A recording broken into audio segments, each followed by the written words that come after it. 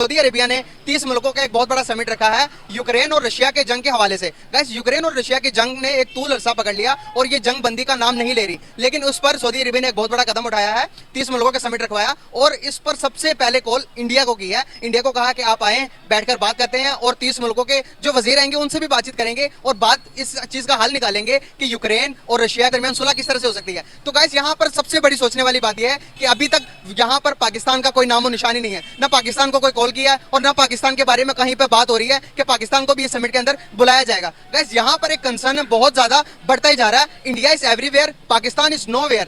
पाकिस्तान कहां पर है, इंडिया हर तरफ नजर आ रहा है, हर एक मुल्क की जुबान पर इंडिया है। आज हमारी मांग है कि पीओके गिलगित बल्टिस्तान को जल्द से जल्द आजाद करवाया जाए और हमारा ये कहना है कि पीओके गिलगित बल्टिस्तान बनेगा हिंदुस्तान। हाथ खड़े करके पीओके गिलगित बल्टिस्तान बनेगा हिंदुस्तान। ये 75 साल क्या, 175 साल के बाद भी हम यहीं खड़े होंगे।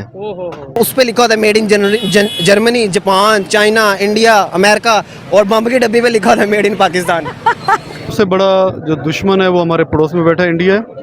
उसकी खारजा पॉलिसी आप देख लें, वो हर मैदान में हमसे स्ट्रांग है। अच्छा, यानी पॉलिसी देख लें उनकी, यानी स्ट्रांग होना, हमारे से स्ट्रांग होना हमारी दुश्मनी की अलामत है। नहीं, हमारी दुश्मनी की अलामत कहता नहीं है।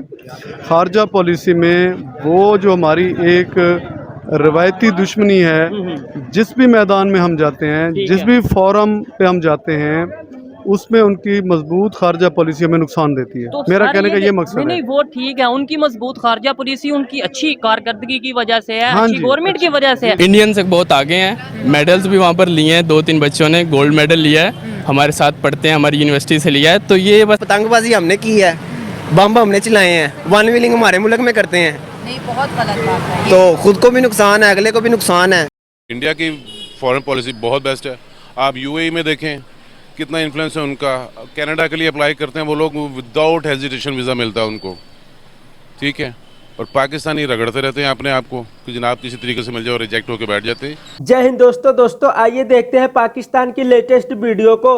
दोस्तों, जैसा कि रूस यूक्रेन के मध्य काफी समय से युद्ध चल रहा है, इस युद्ध को रोकने के लिए सऊदी अरब ने आगे कदम बढ़ाया है, जिसमें सऊदी अरब लगभग 30 देशों को बुलाकर बातचीत करना चाहता है। जिसमें सऊदी अरब ने सबसे पहले इंडिया को बुलाया, जिससे पाकिस्तानी जल गए हैं, क्योंकि सऊदी अरब पाक का अच्छा दोस्त है, जिसके भरोसे पाकिस्तान चल रहा है। इसमें पाकिस्तान को पूछा भी नहीं गया है और अब तो पाक जनता ये खुद कह रही है कि पाकिस्तान का इंटरनेशनल लेवल पर कोई इमेज नहीं रह गई है। वहीं पाक पीएम का कहना है कि हम इंडिया से अब इकोनॉमी में मुकाबला करेंगे, जिसे सुनकर पाक मीडिया हंस रहा है और कह रहा है कि हमारे पीएम को कुछ बोलने से पहले कई बार सोच समझ लेना चाहिए। तो दोस्तों, आइए देखते हैं इस वीडियो को, लेकिन इससे पहले आप भी वीडियो को लाइक कर दीजिए और चैनल को सब्सक्राइब कर दीजिए और बेल आइकन को दबाना मत भूलिए, जिससे आने वाली हर एक वीडियो के नोटिफिकेशन आपको मिल सके। हमारे जो प्राइम मिनिस्टर साहब, उन्होंने जब स्पीच की उसके कई पहलुओं पे हमने बात की, लेकिन एक उन्होंने ये बात की कि अब हम जो है मुकाबला है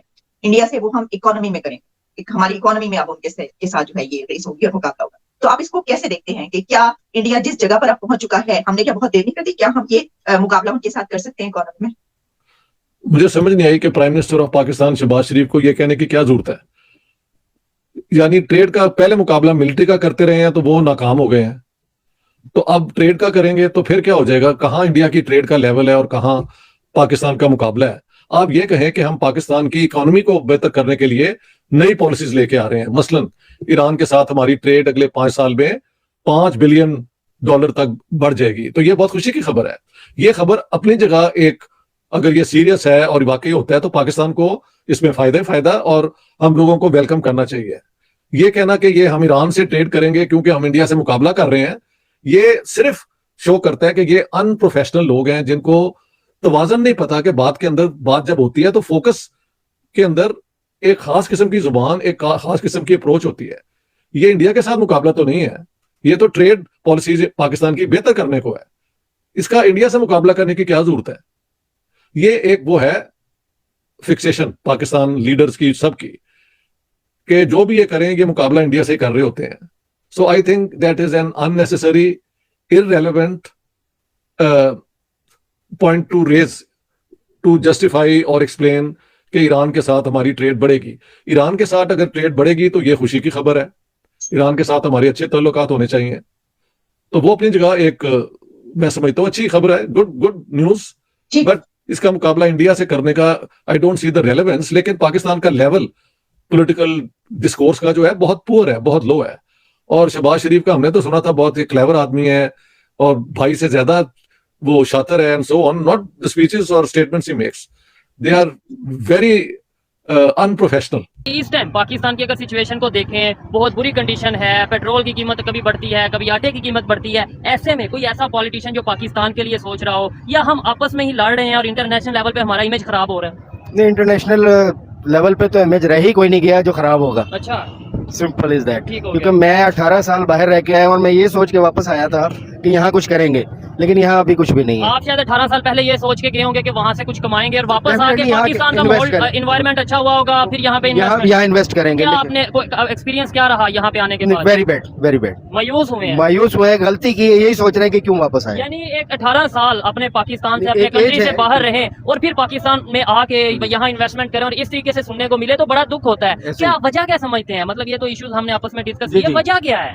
100% करप्शन, करप्शन है, ठीक है। 100% करप्शन है। हर आदमी अगर कहता है ना कि जी मैं कहता हूँ कि जी आप करप्ट है, नहीं मैं करप्ट हूँ। हाँ। जब तक मैं ठीक नहीं होऊंगा कोई भी ठीक नहीं ठीक होगा। है। अच्छा, दूसरे कंट्रीज में हम देखते हैं करप्शन हर कंट्री में ऑलमोस्ट होती है। दुनिया का कोई कंट्री नहीं शायद जहाँ पे बिल्कुल करप्शन ना हो। होती है, जी जी एक लेवल तक होती है, लेकिन उसके लिए उसका सद्भाव है, उसके लिए उसे कंट्रोल करने की कोशिश कंट्रोल की जा रही है। ठीक है, नेबर कंट्री की अगर बात करें, इंडिया की बात करें, वहाँ पे भी करप्शन बिल्कुल है। लेकिन वहाँ पे वो करप्शन को कंट्रोल कर रहे हैं। कंट्रोल कर लेकिन जहाँ पे उनके कंट्री की बात आती है वो यूनिटी दिखा रहे हैं। यूनिटी वो हमारे अंदर नहीं है। सर, यूक्रेन और रशिया के जंग के रिलेटेड सऊदी अरेबिया ने एक बहुत बड़ा कदम उठाया। सऊदी अरेबिया ने 30 कंट्रीज के एक समिट बनाया। उस समिट के अंदर सबसे पहले नंबर पर उसने कॉल इंडिया को की है।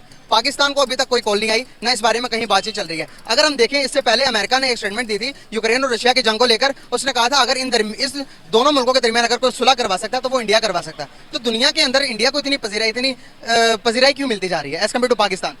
ये हमारी अपनी फॉरेन पॉलिसीज हैं, उनके ये फेलियर्स हैं। हमारी फॉरेन पॉलिसी को समझते कौन क्या है?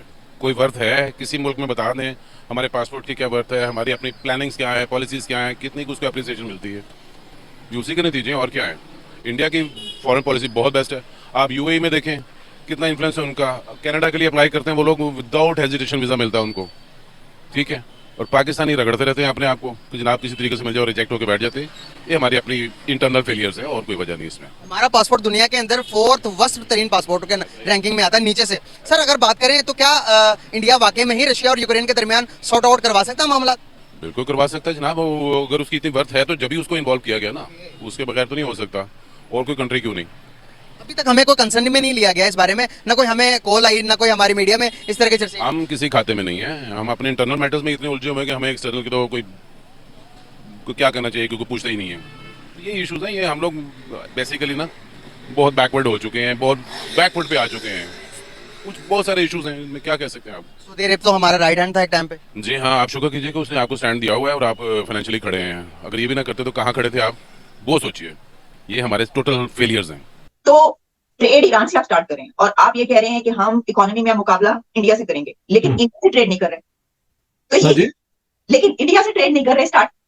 वो अब ये असल में कहना ये चाहते हैं कि हम ट्रेड इंडिया से नहीं कर रहे, हम ईरान से जो ट्रेड कर रहे हैं कि इंडिया से मुकाबला है। तो जो एलिमेंट्री लॉजिक होती है ना, जिसमें एक बात समझ आती है, वहीं से पता लग जाता है कि इनको कोई पता नहीं कि बात कैसे करते हैं। यानी इंडिया से हमने ट्रेड नहीं करनी, ईरान से कर रहे हैं तो मुकाबला इंडिया से है। Makes no sense to me. Common sense के हवाले से भी और बेसिक लॉजिक के जो रूल है वो भी अप्लाई नहीं करते हमारे प्राइम मिनिस्टर, ऐसे करते रहते हैं।